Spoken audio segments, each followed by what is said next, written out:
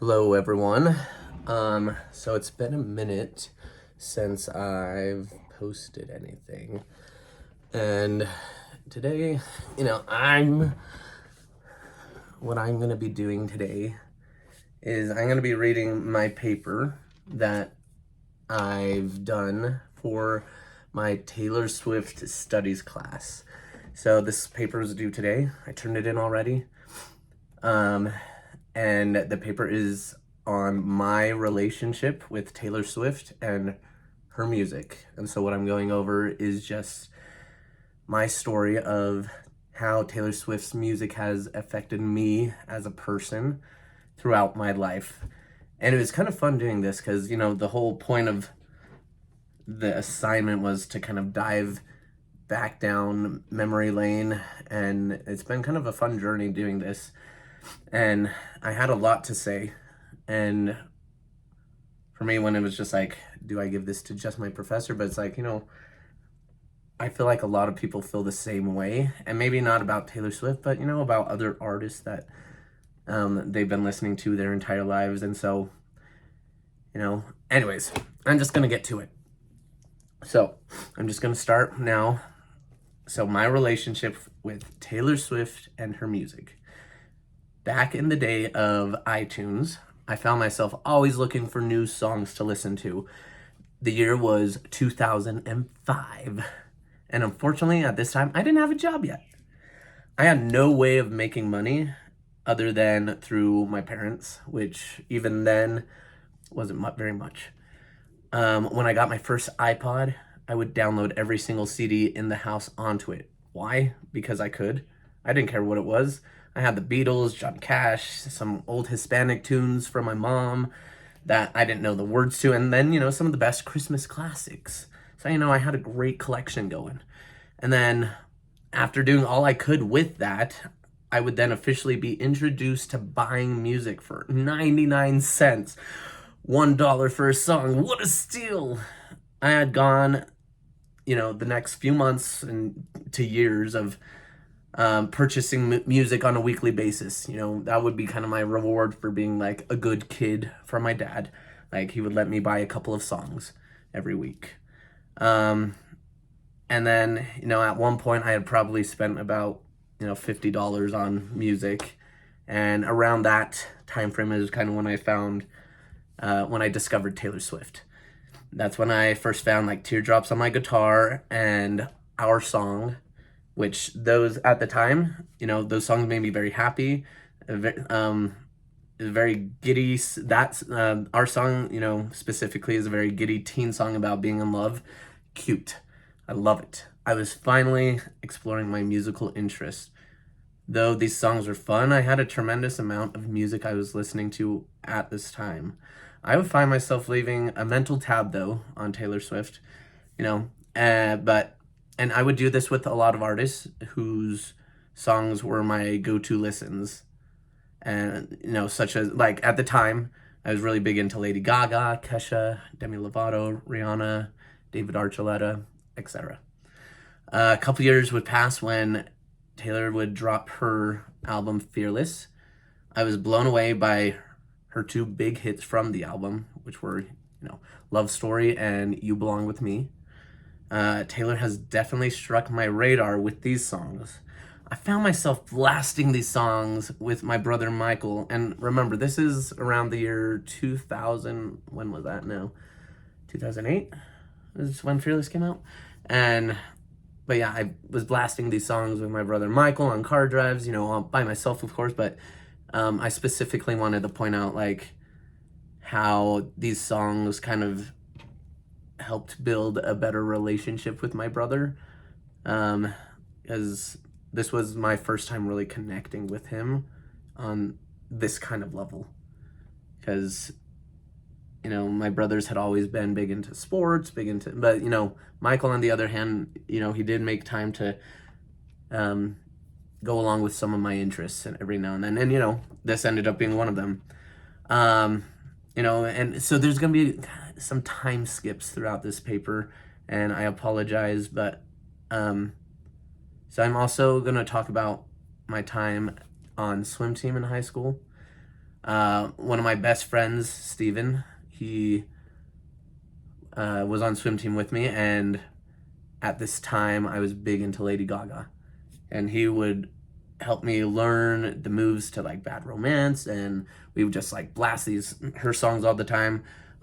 Taylor Swift was another one of his favorite artists, and at the time as well, he would also make fun of me for my love for like Kesha, because he would say stuff like, "Oh, Kesha's just like a drunk Taylor Swift," and I couldn't fight that. Maybe because they were two curly blonde girls. Not sure. I mean, I didn't do much research into it all. But he would also gloat that the fact that Taylor Swift and Kesha both had songs about him. Um, or about him, because his name is Steven. And so, both Taylor Swift had her song Hey Steven and Kesha had her song Steven. And I was like, what the heck? How did he get so lucky? I don't have any songs that I love, with my name in it.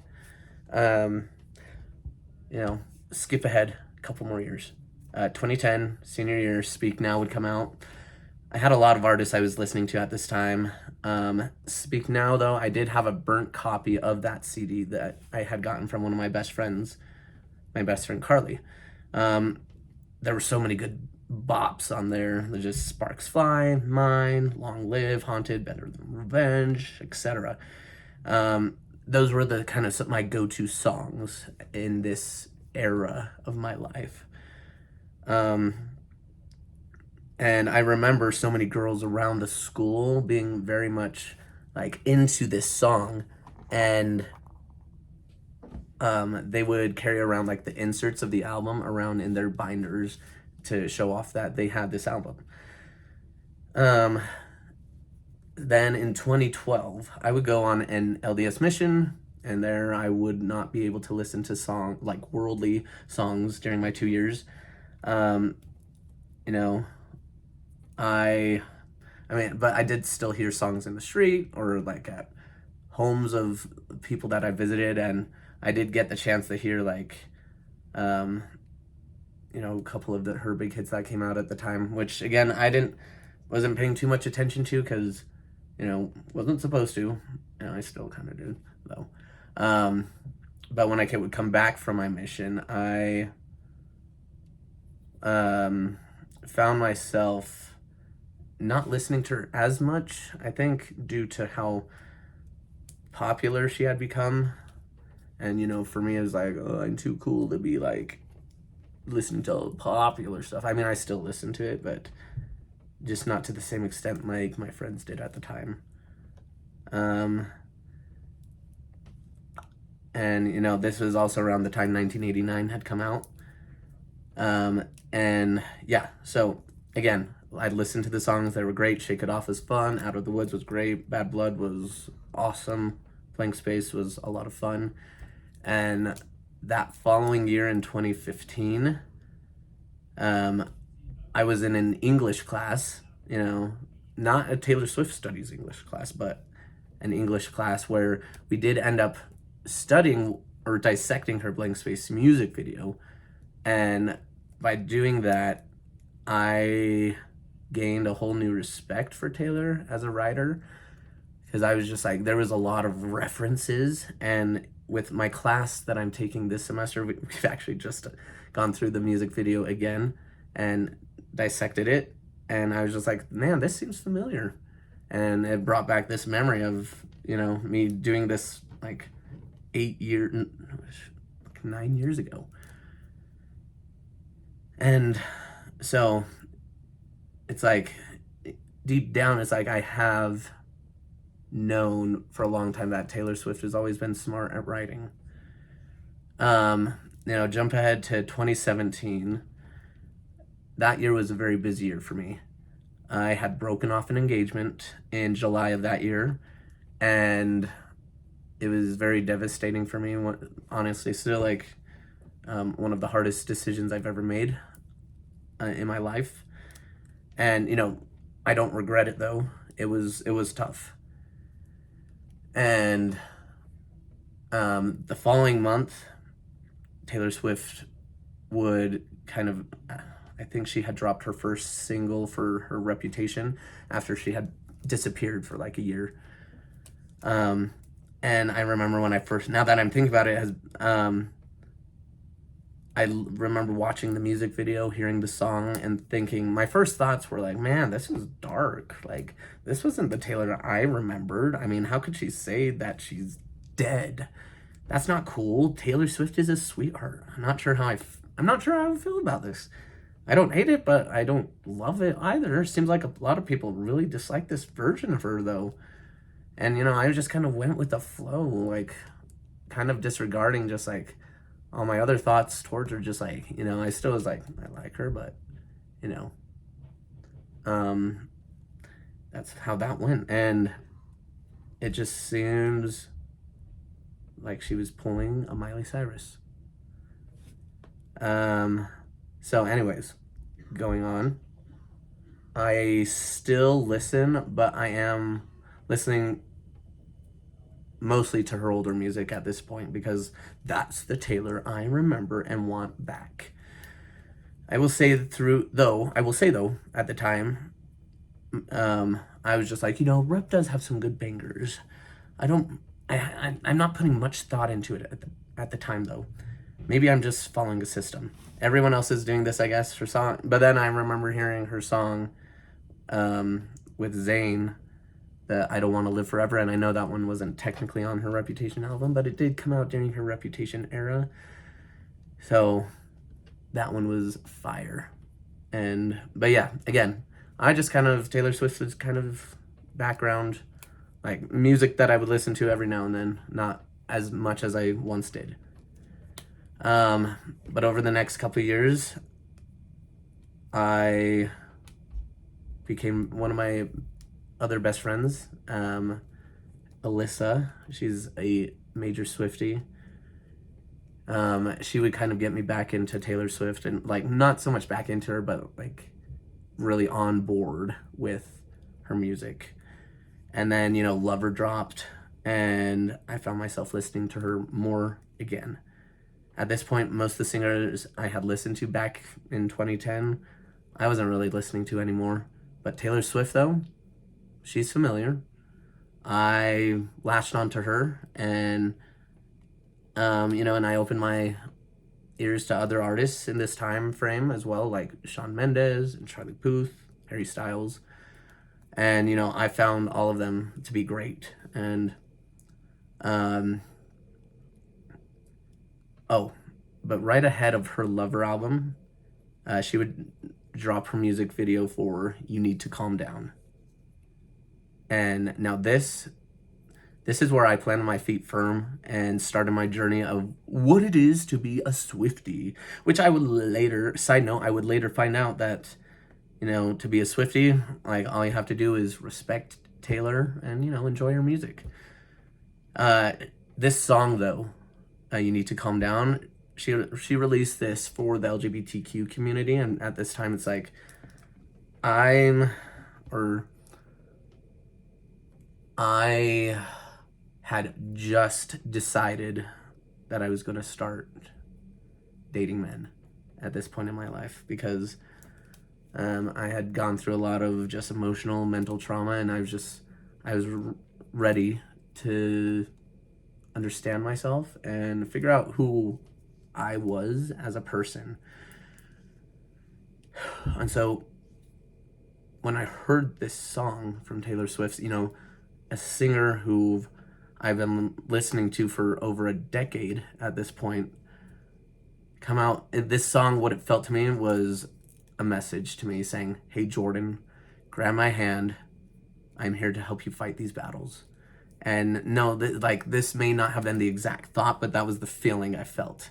And I didn't fully understand it at the time. And then, so 2020 hits, right? Now, that's a year we'll all remember. I, still big into listening to Taylor Swift, but this was also the first year that I would get my first boyfriend. It was around like mid-July when this happened. And guess what? he was a major, or is a major Swiftie. We're not together anymore. But at the time, it was like, he's a major Swiftie. And he knows so much about her. And at the time, it's like, I couldn't help but fall more in love with her music as well, because I was now integrating my love for him in her music. And, this was also like perfect timing too, because it's like a week before her Folklore album had come out. So it was like, wow, it's like this album was made for me. And that was also this, I believe that was the same weekend we had like become official as boyfriends. And okay, so then the next few months would be amazing, perfect, and I was just so much like in love with this guy. And because I felt like I was finally heard and being seen by someone that they were seeing a side of me that I never revealed to other people. And it was nice finally getting a response, or a positive response to who I am. And then, so December 11th, 2020, that same year, Taylor Swift drops her sister album, Evermore. Things are going perfect. December 13th, happy birthday, Taylor, of 2020, would be the day my boyfriend, Calvin was his name, he would tell me that he needed space and to think about our relationship. What? He never had major issues before. I guess this is part of the relationship and I should just be okay with the fact that there's conflict now. I don't understand what's going on. Because, again, he's never had any major issues with me, and so, but now it's like he wants to think about things and doesn't even, I don't know, never, like, I feel like I never got a clear response. I have something that I can look back on, but there was one thing that was told to me, that I'm too nice, or too, I never had an argument with him. And I think he found that concerning. And due to me just being able to like forgive him so easily, he was like, nah, not about that. So anyways, 2 days later, he'd drive to my place. And I remember tracking him from the time he left his house till he got to mine, because I was feeling very anxious about what was about to happen. And he came over with Christmas gifts.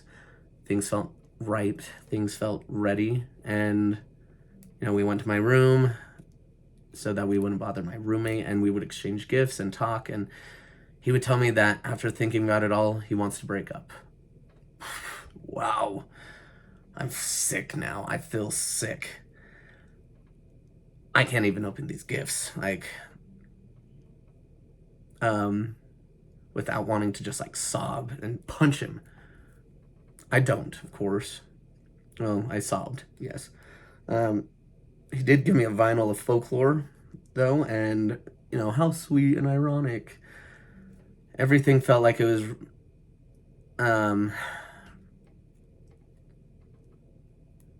everything felt like a Taylor Swift song at this time in my life, because I was like, man, is this what heartbreak actually feels like? Because I was 27. Well, I was 26. No, 27 when I started dating him. Yeah. And yeah, I was still 27. And this is the first time I'd felt real heartbreak. And I was finally like understanding those kind of emotions that so many other people experience back in their teenage years. Anyways, not about me. I was relating everything to Taylor Swift music. Back to December was my biggest one, because I was singing that all the time. All Too Well, Wonderland, Right Where You Left Me was a great one since that one had just come out. And, Betty, damn it, of course. Of course I have to. I thought I was going to have to cut Taylor Swift out because all I could do was think about him. But I was like, no, I'm keeping her.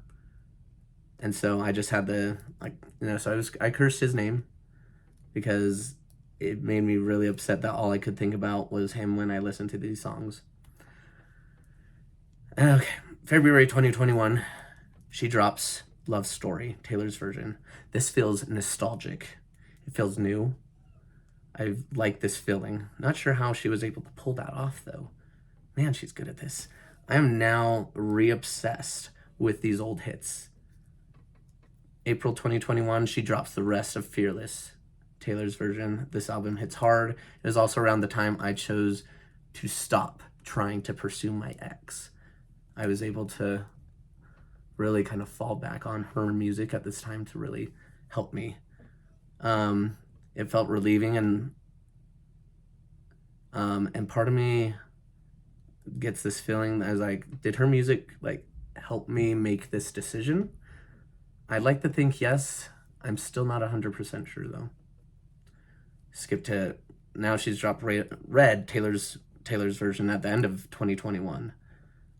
I've made myself pretty known for how much I love her. Now, due to how much I demonstrate that love, I find myself getting picked on more and more. It's all teasing for fun, right? Overall, I don't really mind it because I'm able to clap back with some pretty smart remarks. Granted, this is a defense system that I've come to learn over my lifespan due to various other likings I've had. It's nothing I can't handle. December 2022. All right, sorry. I had to pause really quick because my dog was whining. So my roommate let her in. Anyways. So now I'm skipping ahead like another year. December 2022, the Eras Tour tickets dropped. And, I'm not a huge concert guy myself. I never have been. Like, I've been to probably at this point just a few concerts in my life. But so getting packed in with a bunch of random people jumping up and down and getting sweaty just wasn't my vibe. And looking back on a few of the concerts, I know I enjoyed them, but anyways, I'm going off on a tangent here. I decide not to purchase them, and from what I heard, it seemed like a bloodbath, which sounded like a headache to deal with. A couple of my friends got tickets, and I did feel some jealousy towards that, but I still wasn't budging. I was like, I'm not going. March 2023, now Taylor Swift begins the Eras Tour. This is where things would begin to get crazy. Very crazy. All of a sudden, videos of her concert would be showing up all over social media. I would find myself going down a rabbit hole watching these videos. Now I'm really feeling jealous of anyone that is able to attend these concerts around this time. I would find myself also starting therapy with a new therapist. You will understand why I'm bringing this up, but in a little bit. So I start looking for tickets now. It's $2,500 for a ticket. Like the ticket that I'm looking at right now, this isn't even a floor seat. My heart hurts knowing that I won't be able to, in my right mind, buy a ticket for that much money. My nephew and sister would end going to her show in Colorado, I believe it was. And I wish I had been able to go because that was the same weekend that she had released her Speak Now, Taylor's version. And I had been counting down the days for that album. So I was extremely jealous. But, nevertheless, I'd be playing that album on repeat. I would continue to watch all the different announcements and posts and videos and concerts on the concert and would only feel lost for hope. No more than a few weeks after this, she would announce that she would be extending her tour through next year. That being said, she was going international. Then she would announce another extension of her tour coming back to the US. I was going. I don't care how much. I need to go. I go through all the steps that have been set up in order to get these tickets safely. I got my verification code. The battle to get my ticket was strenuous, but I was able to get my hands on 4 tickets.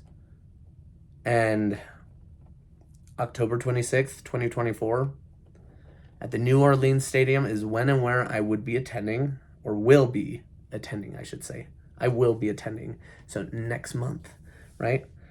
But at this time, this is August of 21.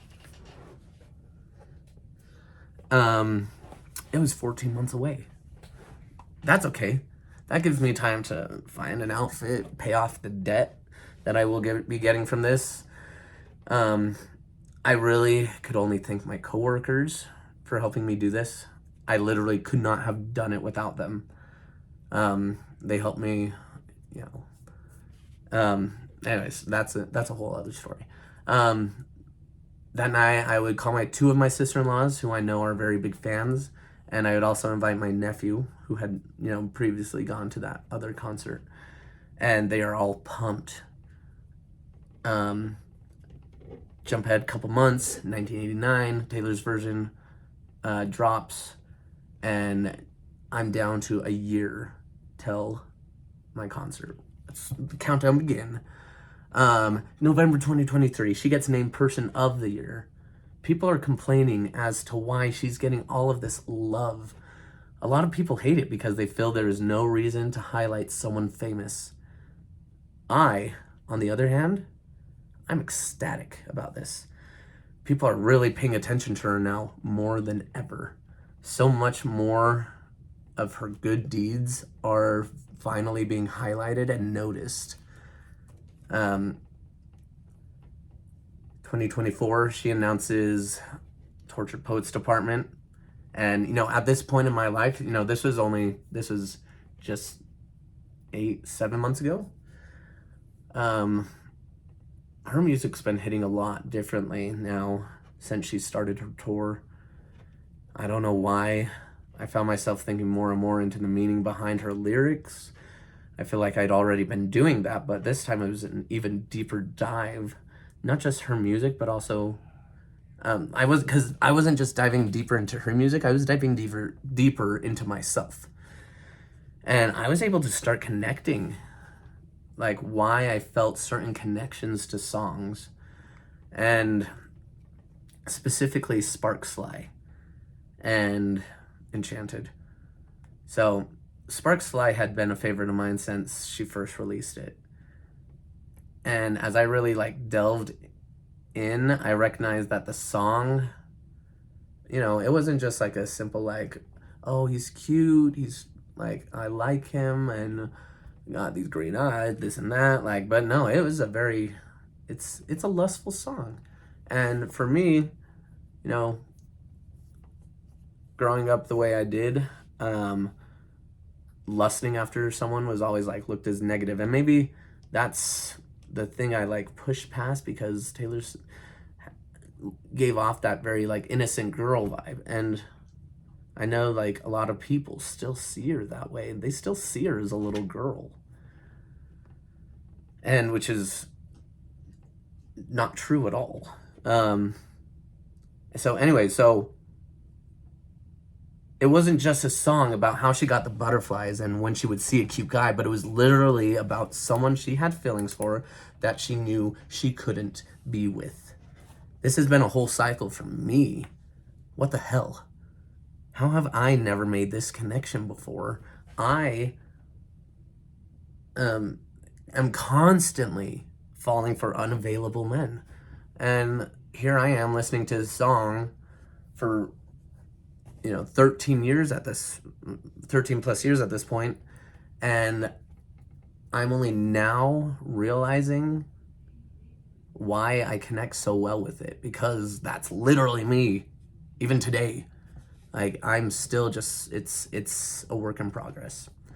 Um, I would find myself making these connections with many of her other songs, and it would help me pinpoint emotions to certain events due to having more of a visualization of what was going on inside of my head.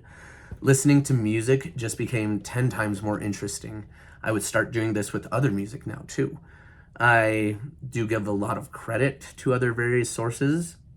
That being said, her music alongside my therapy sessions are what have helped me the most in understanding myself.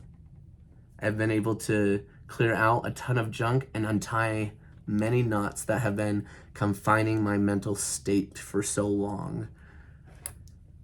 April 18th, 2024. It's my birthday, my 31st. I'm pumped to listen to her new album tonight. It's almost like it's a gift to me. I feel honored. Holy hell, like, Jesus, like, Taylor Swift, she's on top of the world right now, and she's releasing them. I mean, I know technically it doesn't come out till the 19th, but in Utah, it was released at like 10 o'clock p.m. on my birthday, so I'm like, thank you. So it felt like a gift just for me. It was very honoring. This album has really sat well with me. It's vulnerable, and there are so many emotions.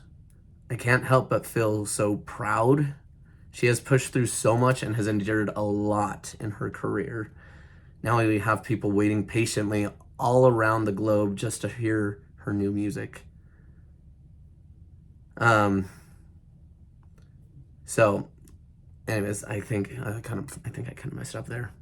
Anyways, dropped on my birthday, best gift ever. And then the next morning, she would announce the anthology, which I had sadly slept through. I didn't realize. I should have guessed. Should have been better about that, but oh well. So it was very cool to wake up to double the songs. In this album, though, I wanted to go back to this, that she seems to talk a lot about religious trauma, which, again, I myself can relate to. And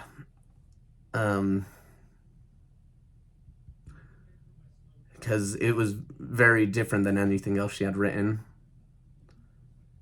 It was nice listening to that because just going to the religious trauma stuff, it's just, I had just removed my name from my own religion that I had grown up in. And it was a very surreal moment for me. I don't think I recognized the religious trauma until probably a few weeks later when somebody pointed it out and it just like exploded. And I was like, whoa, oh my gosh.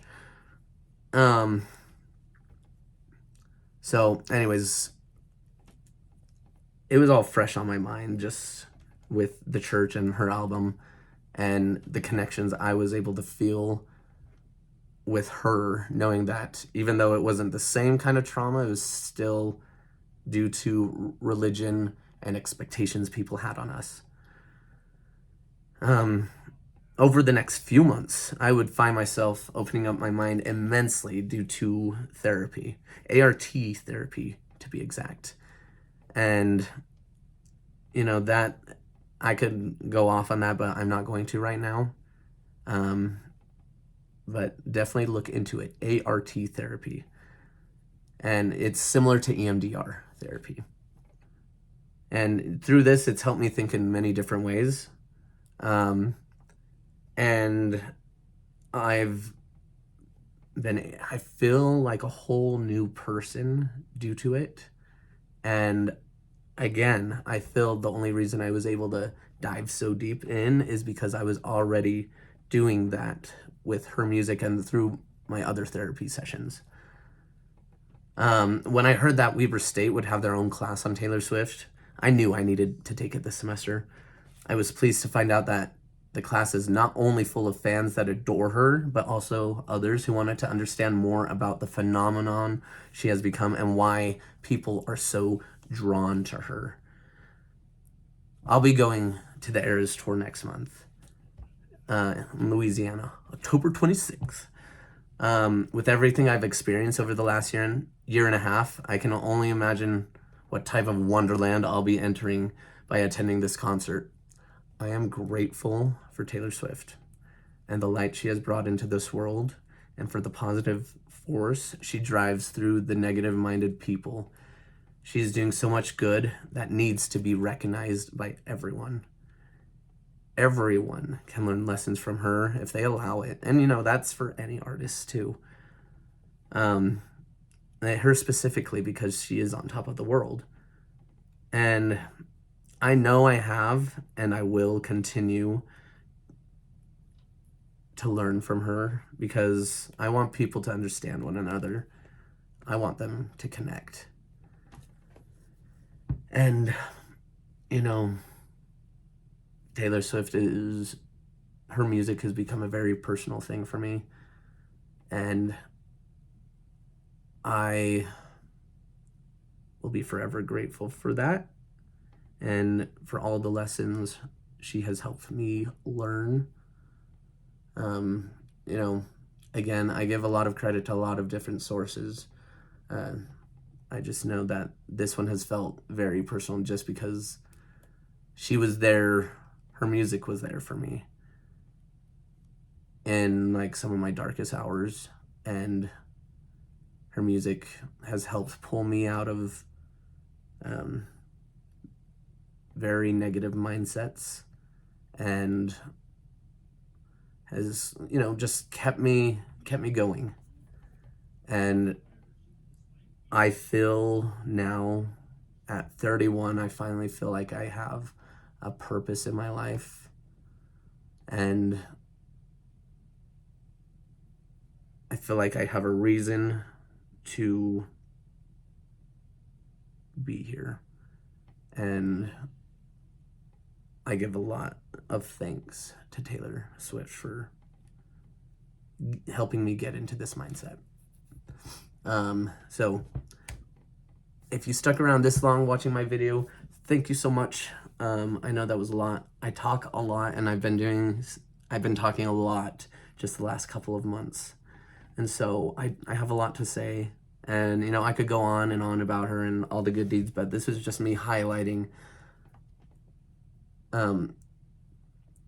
where she was at throughout my life. And hopefully you guys kind of understood that. But, you know, if you have any questions, please message me. I've got a mind full of questions, answers, and I'm always ready to like explore new topics. And because I want to educate myself on anything and everything, because I want to connect with people the way that Taylor Swift is connecting with them. And I will do that in my own way, of course. But yes. So again, thank you for watching. I hope you have an amazing day, and I will see you later.